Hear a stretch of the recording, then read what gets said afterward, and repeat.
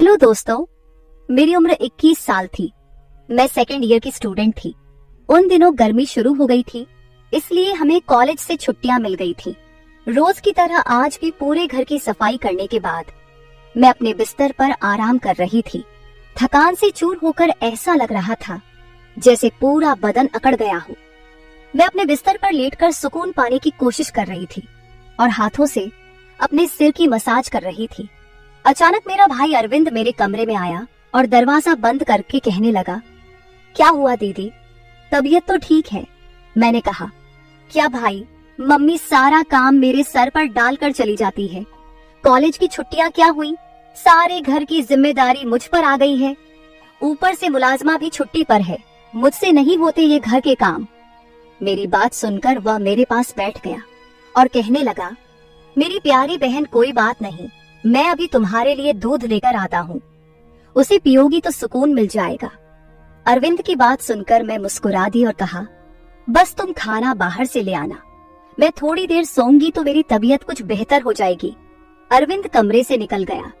कुछ देर बाद ठंडे दूध के गिलास के साथ वह वापस आया। मुझे उस पर बहुत प्यार आया। दुनिया में बहुत कम ही ऐसे भाई होते हैं जो अपनी बहनों का इतना ख्याल रखते हैं। मैं उसे ढेर सारा आशीर्वाद देने लगी और उसका लाया हुआ दूध पीने लगी। दूध पीने के बाद मैंने ग्लास एक साइड पर रखा और लेट गई। अरविंद कहने लगा, चलो दीदी, मैं तुम्हारा सिर दबा देता हूँ, तुम सो जाओ। वह मेरे सिरहाने बैठ गया और अपने हाथों से मेरा सिर दबाने लगा। मुझे भी सुकून आने लगा था, दर्द भी कम होने लगा था। मैं आंखें मूंद कर सोने लगी और गहरी नींद में चली गई। पता ही नहीं चला कि घंटों तक मैं सोती रही थी। मेरी आंख मम्मी की आवाज पर खुली। मैं हड़बड़ाकर आंखें खोली तो मेरा सिर बुरी तरह से बौझिल था। घड़ी पर टाइम देखा तो रात के 9 बज रहे थे। मुझे एकदम झटका सा लगा। बड़ी अजीब बात थी कि पापा ऑफिस से वापस आ चुके थे। शायद थकावट की वजह से मुझे वक्त का एहसास ही न हुआ। मैं उठकर जैसे ही 2 कदम चली तो मुझे चक्कर आ गए। आंखों के आगे अंधेरा छा गया। अगर दीवार पर हाथ ना रखती तो यकीनन गिर जाती। मैं फ्रेश होकर बाहर आई तो खाने के टेबल पर सब बैठे मेरा ही इंतजार कर रहे थे। मैं जाकर आराम के साथ कुर्सी पर बैठ गई। मुझे देखकर अरविंद खाना मेरी प्लेट में डालने लगा और फिर मम्मी से कहने लगा कि मम्मी, अन्नू पर काम का बोझ थोड़ा कम डाला करें। अरे, अगर काम वाली नहीं आ रही तो उसकी जगह किसी और को रख ले। ये बेचारी सारा दिन काम करके थक जाती है। देखे तो इसकी रंगत भी पीली पड़ चुकी है। मेरी हालत वाकई खराब हो चुकी थी। मैं काफी थकी हुई महसूस कर रही थी। मेरी मम्मी और पापा दोनों ही जॉब करते थे, क्योंकि सिर्फ पापा की जॉब से घर चलना मुश्किल था। ऊपर से हमारी पढ़ाइयों के खर्चे भी कुछ कम नहीं थे। इसलिए मेरी मम्मी भी उसी कंपनी में जॉब करती थी जहां पापा करते थे। मैं और अरविंद कॉलेज जाते थे, मगर अभी गर्मी की वजह से छुट्टियां थीं, इसलिए हमें घर ही रहना पड़ रहा था। मैंने ये बात नोट की थी कि पिछले कुछ दिनों से अरविंद मेरे साथ कुछ ज्यादा ही अटैच हो चुका है। जब से मुझे छुट्टियां हुई थी, वो मेरा बहुत ख्याल रखने लगा था। अगर मैं घर का कोई काम कर रही होती तो आकर मेरी मदद करने लगता। अगर मैं थक जाती तो मेरा सर दबा देता। मैं उसे मना करती, मगर वह कहता कि नहीं, तुम थक चुकी हो, इतना काम करती हो, मेरा हक है कि मैं तुम्हें सुकून पहुंचाऊं। मैं भी खामोशी से लेटी रहती, मगर एक रात जो कुछ हुआ उससे मेरे होश उड़ गए थे। क्या अरविंद कभी ऐसा भी कर सकता है? मैं अपने कमरे में सो रही थी। आधी रात के वक्त मुझे महसूस हुआ जैसे कोई मेरे कमरे में आया हुआ है। आहिस्ता से चलता मेरे बिस्तर के करीब आया हो। भले ही मैं सो रही थी, मगर मेरा ज़हन बेदार था। मैंने हड़बड़ाकर आंखें खोल दी। कमरा अंधेरे में डूबा हुआ था। जब मैंने उठकर देखा तो अंदर कोई भी नहीं था, बस कमरे का दरवाजा थोड़ा खुला हुआ था। मैं सोने से पहले हमेशा दरवाजा बंद करके सोती थी, फिर खुद कैसे खुल सकता था। मैं नींद भरी आंखों से उठी और दरवाजे को लॉक करने लगी। दरवाजा लॉक करने के बाद दोबारा पलटकर बिस्तर पर सो गई। मेरी आंखें बंद होते ही एक बार फिर मुझे कदमों की आहट सुनाई देने लगी, जैसे कोई बिस्तर पर मेरे पास बैठ रहा हो। ऐसा लगा जैसे कोई अपना हाथ मेरी ओर बढ़ा रहा हो, लेकिन जब मैंने पलटकर देखा तो कोई नहीं था। मुझे घबराहट होने लगी थी। मैंने उठकर कमरे की लाइट ऑन कर दी और दरवाजा खोलकर भी बाहर देखा, मगर वहां पर भी कोई नहीं था। आज से पहले ऐसा कभी नहीं हुआ था जो अब हो रहा था। मुझे प्यास लगी तो मैं कमरे का दरवाजा खोलकर बाहर निकली। उसी वक्त अरविंद भी अपने कमरे से बाहर निकला। मुझे देखकर उसने पूछा, क्या बात है, आप अभी तक जाग रही हैं? मैंने जवाब दिया, कुछ नहीं, बस ऐसा महसूस हुआ जैसे कमरे में कोई मौजूद हो। पानी पीकर मैं दोबारा कमरे में आई और पीछे पीछे वह भी आ गया।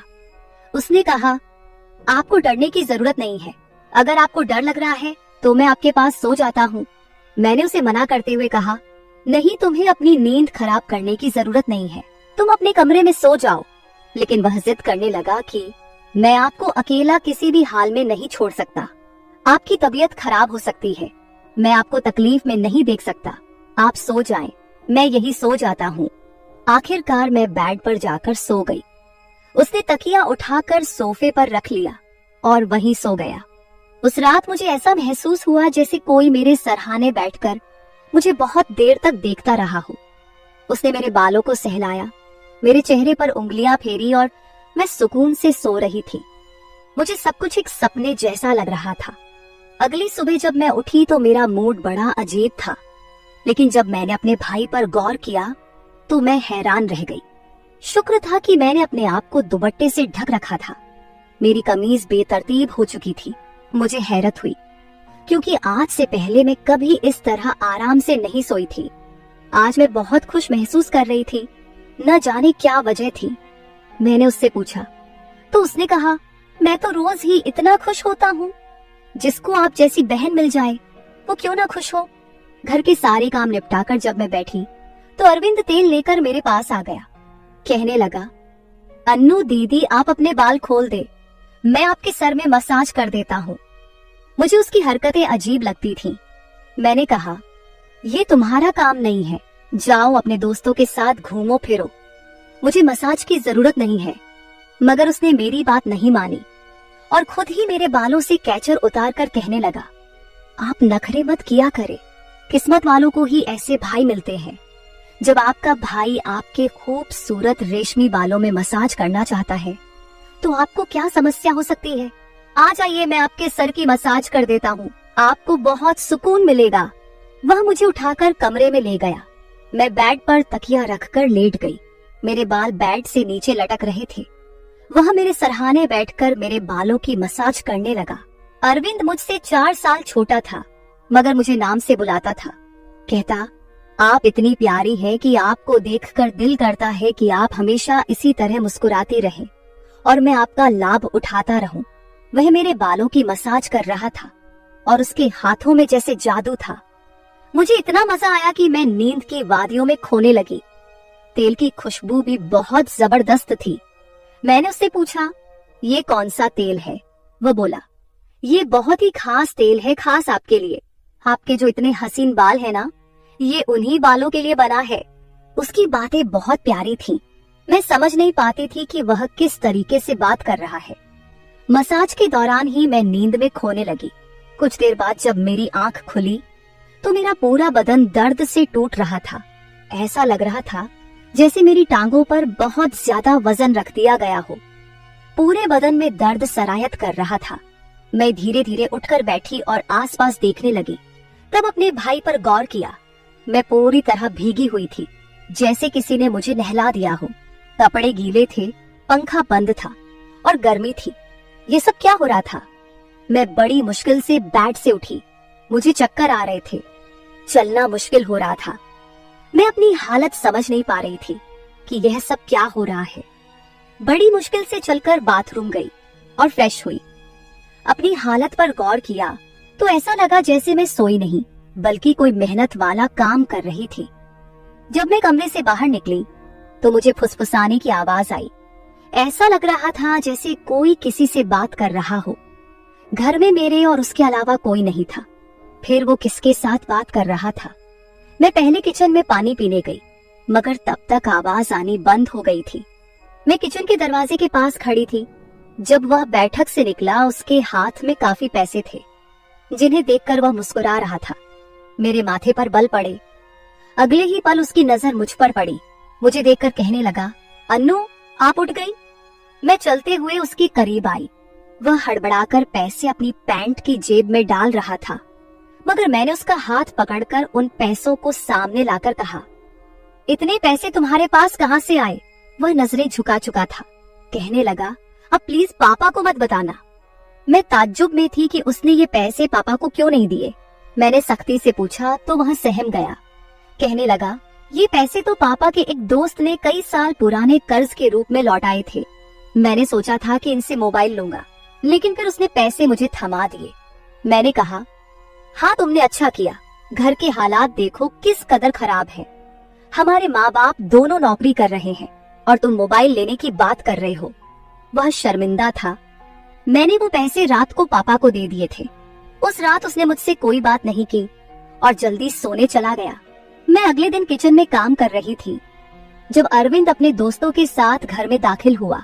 मैं जितनी हैरान होती उतना ही कम था, क्योंकि वह अपने दोस्तों को सीधा लाउंज में ही ले आया था।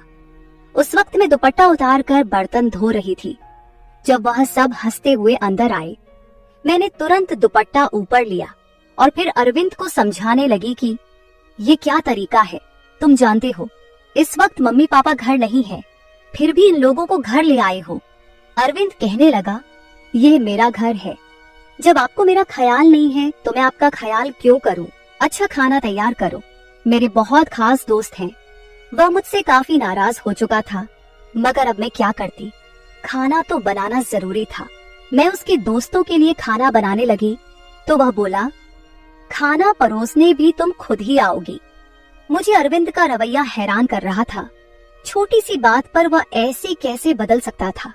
मैंने खाना टेबल पर लगा दिया। मैंने गौर किया कि उसके दोस्त बार बार मुझे घूरकर देख रहे थे। वे सभी अरविंद की उम्र से बड़े थे और अजीब तरीके से घूर रहे थे, जैसे कच्चा ही खा जाएंगे। मैं अपने कमरे में बंद होकर रह गई। जैसे ही वे गए तो मैं अरविंद पर फट पड़ी कि दोबारा तुम्हारे दोस्त मुझे इस घर में नजर ना आए। मगर वह तो अगले ही पल मेरे गाल थाम कर कहने लगा, इतना गुस्सा कहाँ से आता है? ठीक है, वो नहीं आएंगे दोबारा, मगर आप इस बारे में मम्मी पापा को कुछ नहीं बताएंगी। कैसा लड़का था, ये कभी प्यार जताने लगता तो कभी चिढ़ने लगता। मैंने हाँ में सर हिला दिया और अपने कमरे में चली गई। मुझे अरविंद की हरकतें कुछ मुश्किल सी लगने लगी थी, क्योंकि वह मुझे अजीब तरह से देखने लगा था। उस रोज भी जब मैं अपने कमरे में आराम करने के लिए सोई तो अचानक मुझे अपने पैरों पर किसी का हाथ महसूस हुए। मैंने बौखलाकर आंखें खोली तो अरविंद मेरे पैरों को अपनी गोद में रखकर मसाज दे रहा था। मैंने उसे ऐसा करने से मना किया, मगर वह कहने लगा, मैं जो कर रहा हूँ मुझे करने दे। इस घर में एक मैं ही हूँ जिसे आपकी इतनी फिक्र है। मम्मी पापा को तो काम से ही फुर्सत नहीं है। खैर मैं भी थक चुकी थी। आंखें बंद की और सोने लगी। अरविंद के हाथों मसाज करवाने से मैं नींद की गहराई में खोने लगी थी, मगर जब मेरी आंख खुली तो मेरे होश उड़ गए। मेरा सर बुरी तरह चकरा रहा था। बिस्तर की चादर बिल्कुल बेतरतीब हो चुकी थी। बिस्तर पर एक शर्ट और एक मेल परफ्यूम पड़ा था। यह सामान किसका था? मैं तो कुछ भी बोल नहीं सकी। सर में इतनी तेज दर्द था कि मैं दोबारा बिस्तर पर गिर गई। ऐसा लग रहा था जैसे किसी ने मुझे बेहोशी की दवा पिला दी हो। मुझे पास में फुसफुसाहट सुनाई दे रही थी, मगर कौन बोल रहा था यह मैं पहचान नहीं सकी। मुझे तो बस अरविंद की आवाज सुनाई दे रही थी।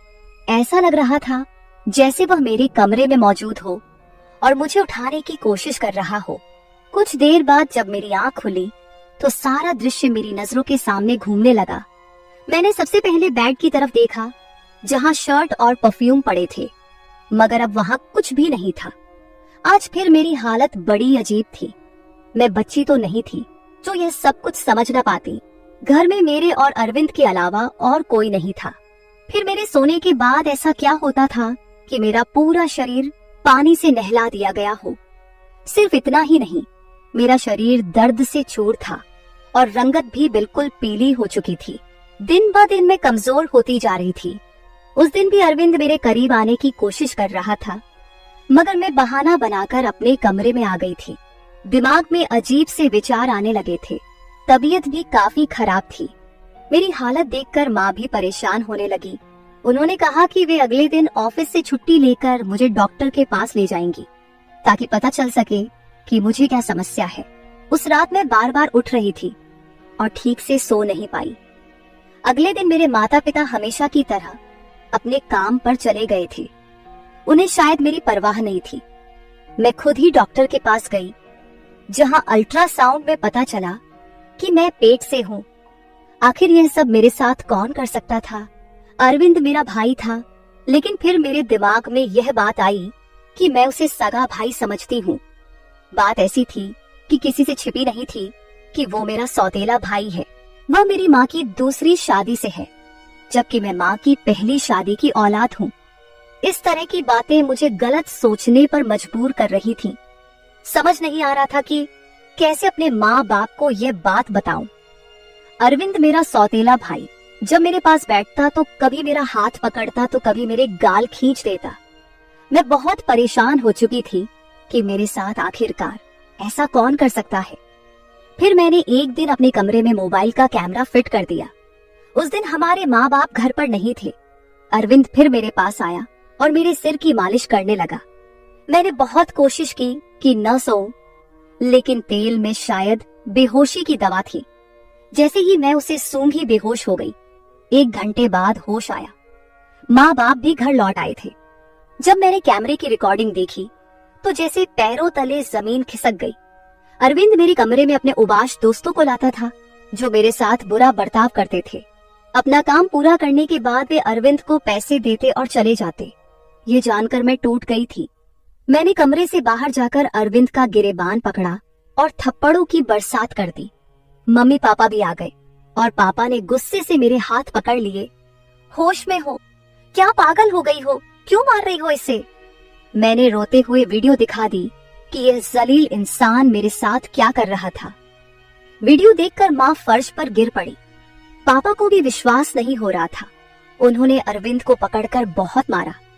उसके मुंह और नाक से खून बह रहा था। अरविंद ने गुस्से में कहा, मैंने इसे कभी अपनी बहन समझा ही नहीं। मुझे पैसों की जरूरत थी। लोग इसके लाखों रुपए देने को तैयार थे। मुझे अपनी जरूरतें पूरी करनी थी, इसलिए मैंने यह कदम उठाया। मैं अपने कानों पर हाथ रखकर बस रोए जा रही थी। पापा ने उसे इतना मारा कि वो लहूलुहान हो गया, मगर जैसे तैसे खुद को उनसे छुड़वाकर घर से भाग गया और फिर कभी पलटकर उस घर में नहीं आया। मैं इस हादसे को मरते दम तक नहीं भूल सकूंगी। भाई वही होता है जो आपके सगे वालिदैन से हो।